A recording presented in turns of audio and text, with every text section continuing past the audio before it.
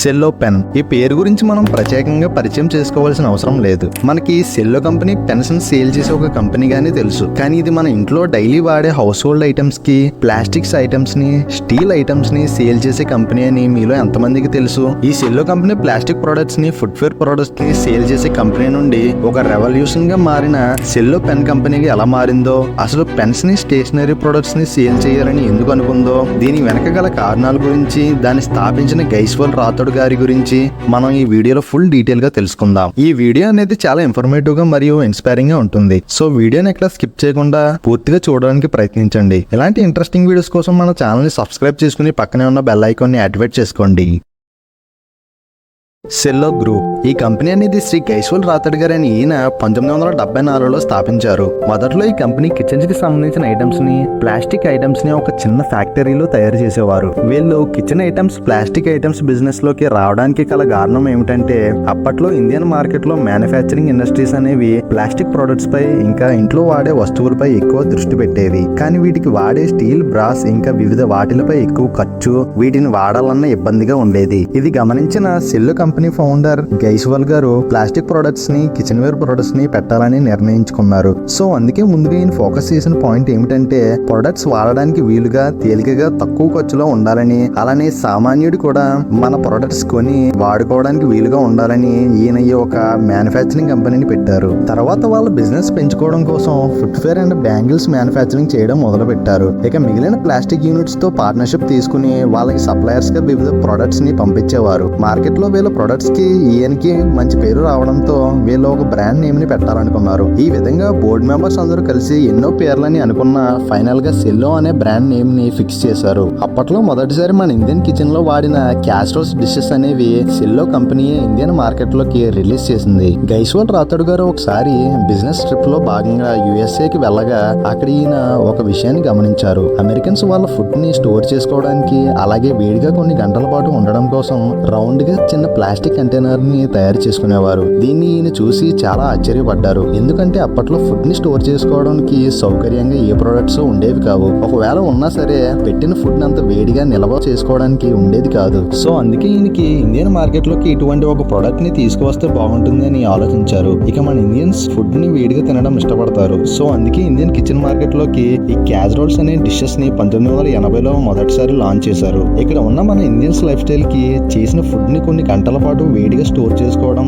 చాలా ఆశ్చర్యంగా ఉండేది. దీనిని లాంచ్ చేయడంతో ఇండియన్ కిచెన్ మార్కెట్ లో సెల్లో బ్రాండ్ కి ఒక మంచి పేరు ఏర్పడింది. ఇదే అదనంగా చేసుకుని వాళ్ళ కంపెనీని ఎక్స్పాండ్ చేయాలని steel ware, glass ware, household cleaning products ని కూడా లాంచ్ చేసింది. వీటితో Cello company Indian household and appliances market లో మంచి పేరు దక్కించుకుంది. సెల్లో కంపెనీ ఎప్పుడు మార్కెట్ యొక్క ట్రెండ్స్ ని, డైవర్సిఫికేషన్ ని అడాప్ట్ చేసుకుని కొత్త ప్రొడక్ట్స్ ని లాంచ్ చేస్తూ వస్తుంది. అందులో భాగంగానే సెల్లో కంపెనీ పెన్స్ ని కూడా మార్కెట్ లోకి ఇంట్రడ్యూస్ చేయాలని అనుకుంది. 1995లో సెల్లో కంపెనీ సెల్లో బాల్ పాయింట్ పెన్స్ ని లాంచ్ చేసింది.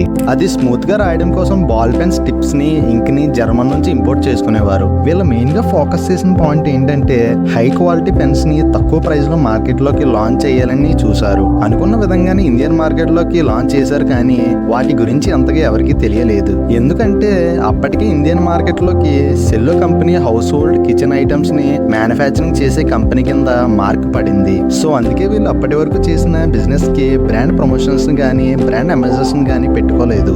దాని తర్వాత సెల్లో ఫ్రెండ్స్ బ్రాండ్ ని అడ్వర్టైజ్ చేయాలని, దానికి ఒక బ్రాండ్ అంబాసిడర్ ని పెట్టాలని అనుకున్నారు. ఇలా ఎవరిని పెట్టి తన బ్రాండ్ ని ప్రమోట్ చేయాలని చూసినప్పుడు మన ఇండియన్ ఫేమస్ క్రికెటర్ అయిన MS ధోని గారికి అప్పట్లో యూత్ లో మంచి క్రేజ్ ఉండడంతో 2009లో ధోనిని సెల్లో కంపెనీ బ్రాండ్ అంబాసిడర్ గా చేసుకున్నారు. ఇలా MS ధోని గారిని బ్రాండ్ అంబాసిడర్ చేసిన తరువాతి సంవత్సరం నుంచి రోజుకి 50 లక్షల యూనిట్స్ తో 37% మార్కెట్ షేర్ క్యాపిటల్ తో India's largest manufacturing pen unit గా మారింది. సెల్లో కంపెనీ మెయిన్ గా స్కూల్ అండ్ కాలేజ్ స్టూడెంట్స్ ని టార్గెట్ చేసుకునే మార్కెటింగ్ చేసేది. అది ఎలాగంటే, మెయిన్ గా వీళ్ళు యాడ్స్ అనేవి ఎగ్జామ్స్ టైంలో వీళ్ళు సెల్లో పెన్స్ యాడ్స్ ని టీవీలో ప్లే చేసేవారు. ఇలా ప్రతి ఒక్కరు తమ ఎగ్జామ్స్ వచ్చే టైం కి ఎంత ప్రెజర్ లో ఉంటారని, కొన్నిసార్లు ఎగ్జామ్స్ రాసే టైం కి ఒక్కొక్కసారి పెన్ కూడా రాయడం మానేస్తుంది కదా. ఇలాంటి సింపుల్ కాన్సెప్ట్స్ తో స్టూడెంట్స్ కి ఏ పెన్ పెన్ కొనాలో కన్ఫ్యూజ్ అవ్వకుండా ఫస్ట్ వాళ్ళ మైండ్ లోకి సెల్లో పెన్ వచ్చేలా యాడ్స్ ని డిజైన్ చేసి క్యాంపెయిన్ ని రన్ చేసేవారు. ఇలా ఎంఎస్ ధోని గారితో చేసిన ఒక యాడ్ లో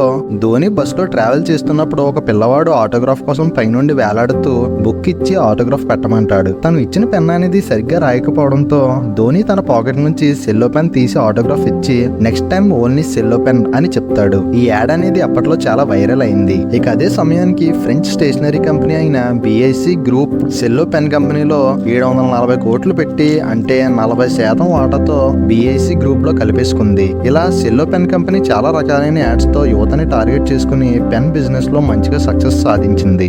ఇలా ట్రెండ్ కి తగ్గట్టు సెల్లో కంపెనీ అప్పట్లో యూత్ లో క్రేజ్ ఉన్న సెలబ్రిటీస్ తో యాడ్స్ చేయడం మరియు యూత్ ఎక్కువ క్రికెట్ చూస్తుంది కాబట్టి ఎంఎస్ ధోని, జస్ప్రీత్ బుమ్రా వంటి టాప్ క్రికెటర్స్ ని బ్రాండ్ అంబాసిడర్స్ గా చేసుకుని యాడ్స్ ని డిజైన్ చేసేవారు. మెయిన్ గా వీళ్ళు యాడ్స్ అనేవి మార్చ్ అండ్ జూన్ లోనే ఎక్కువ ప్లే చేసేవారు. ఇలా Cello ball pens, gel pens, roller pens, fountain pens, పెంటెక్ పెన్స్ అని కొత్త స్టైలిష్ డిజైన్స్ తో యూత్ కి అట్రాక్ట్ అయ్యేలా కొత్త పెన్స్ ని మార్కెట్ లోకి లాంచ్ చేయడంతో సెల్లో పెన్ కంపెనీకి బాగా క్రేజ్ వచ్చింది. వీళ్ళ ప్రొడక్ట్ క్వాలిటీ మరియు సేల్స్ బాగా జరగడంతో సెల్లో కంపెనీ మంచి లాభాల్లోకి వచ్చింది. అప్పుడే బిఐసి సెల్లో గ్రూప్ 100% షేర్ ని కొనడంతో బిఐసి సెల్లోగా 2015లో మార్చబడింది. ఇలా మార్కెటింగ్ స్ట్రాటజీస్ తో ఎప్పటికప్పుడు మార్కెట్ ఒక ట్రెండ్ ని, యూత్ ని ఫోకస్ చేసి తన సెల్లో బ్రాండ్ ని డెవలప్ చేసుకుంటూ వచ్చింది.